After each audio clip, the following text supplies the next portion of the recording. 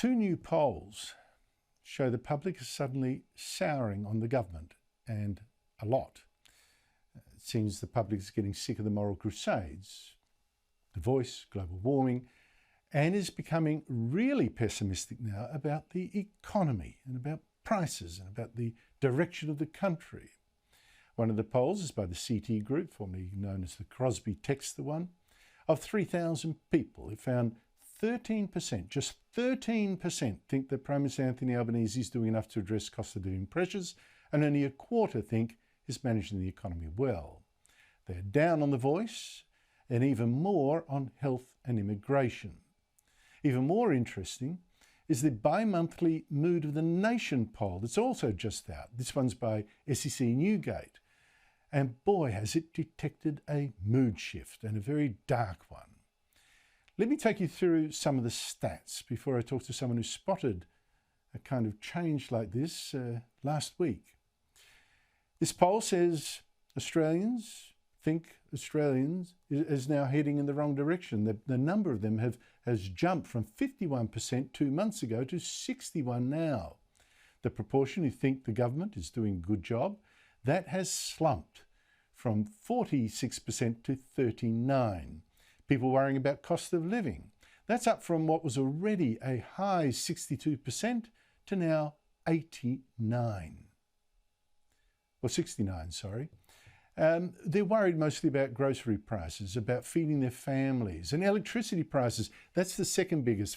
Electricity prices, which you know are going up and up thanks in part to the government's global warming schemes. And a real worry, almost half the people in the poll said they were now under financial pressure, and 2/3 said the economy is going to get worse over the next 3 years, 2/3. And here's the government talking voice, voice, voice, climate, climate, climate. And enough, really. I mean, support for the voice has dropped. Support for action on climate change, now that's just 1 in 3 Australians too. And last weekend, Paul Kelly, editor-at-large of The Australian, he warned the Albanese government was now entering the danger zone. He said Australia really needed economic growth, lower inflation, high living standards, but the government just wasn't delivering. Paul Kelly joins me now. Paul, thank you so much for your time. How much trouble is the Albanese government now in? I mean, it's still riding comfortably in the polls, but these are real warning signs. The government, Andrew, has done so well over the course of the first 12 months with this very impressive extended honeymoon. But what I've argued is, I think the government is now entering a new zone, a zone of greater risk. And essentially you've highlighted the problem, and that is that people think we're heading in the wrong direction. Well, that's no surprise. We're heading into a significant economic downturn because that's the price paid for beating inflation. So essentially we've seen interest rates rising. I think they haven't peaked yet. Many households are paying thousands of dollars more as a result of interest rates. We've got rising power prices, and the Reserve Bank has told us that if everything works out, unemployment will only rise to 4.5%, which is a significant increase on where things are now. So essentially, the Albanese government faces a series of structural problems. It can't do anything about these problems, but essentially I think what they mean is that households are going to be punished more, and obviously they're going to be upset about this and concerned about this, and some of that will be sheeted home to the government. Without a doubt. I want to go to one of the key arguments in your article in The Australian on Saturday. You say the government wants, of course it wants that growth, and of course it wants that lower inflation and the higher living standards that we're all screaming for, right? But it's got contradictory policies that are working against that agenda. What sort of examples have you got in mind? Well, I think this is really fascinating, and the fundamental issue at heart here, Andrew, is how deep will this economic downturn be?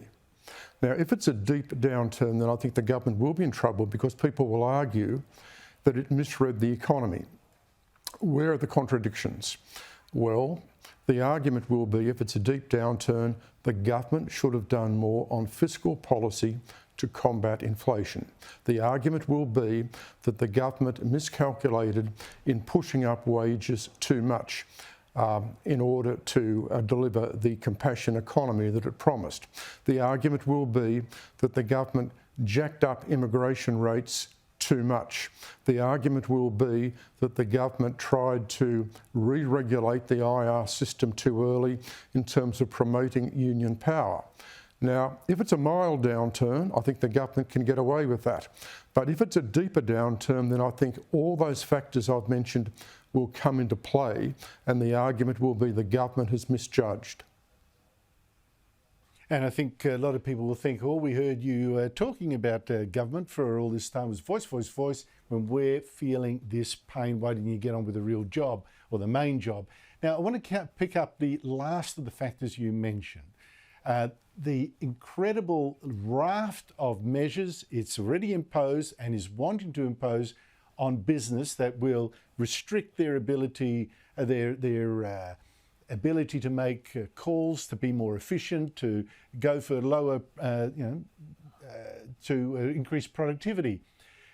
The government seems, I wonder, Paul, that maybe it does have to stop belting businesses and stop frightening investors. As you know, it wanted to impose a very controversial $12 price cap on supplies of domestic gas to Australia. It was really a socialist policy that Japan warned would kill investments in new gas projects. But it has now offered gas companies all kinds of exceptions and exemptions to make that price cap almost useless, at least according to energy economist Saul Kavonic from Credit Suisse. Have a listen.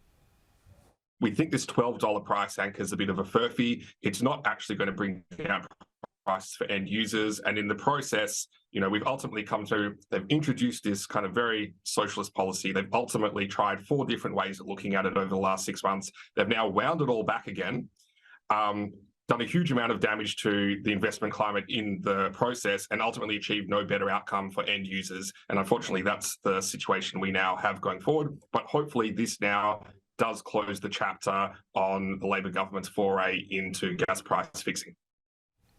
So, Paul, how do you read this reworked gas policy, and what else do you think the government needs to throw overboard? Well, the heart of this again, Andrew, is based on this contradiction. So the government wanted to impose the price cap in order to be able to argue to people that it was doing something about prices. But the problem with the price cap, of course, is that it affects supply and investment. So it has that counterproductive impact. So essentially what the government is trying to do here, it's trying to juggle the situation. And one of the issues here is, what is the difference between what the government is telling you is happening and what is actually happening? So you've got that contradiction. When it comes to the issue you were talking about before, IR, industrial relations, well, you've got a real problem here. We've got an investment problem in this country. Investment levels are very low. The government should be doing everything it can to encourage investment, but the industrial relations changes have the opposite effect. So essentially, you come back to the point, the government faces an inflation challenge. You only beat an inflation challenge one way: all shoulders to the wheel. The government is trying to beat the inflation challenge with different goals and different objectives. That's the great risk that it's running. I'm afraid that the government has treated business as a goose to be plucked, not fed. And at some stage, it's got to actually do something to make businesses more productive, not just a little cash cow. Talking about mixing metaphors. Paul Kelly, thank you so much indeed for your time. Really appreciate it.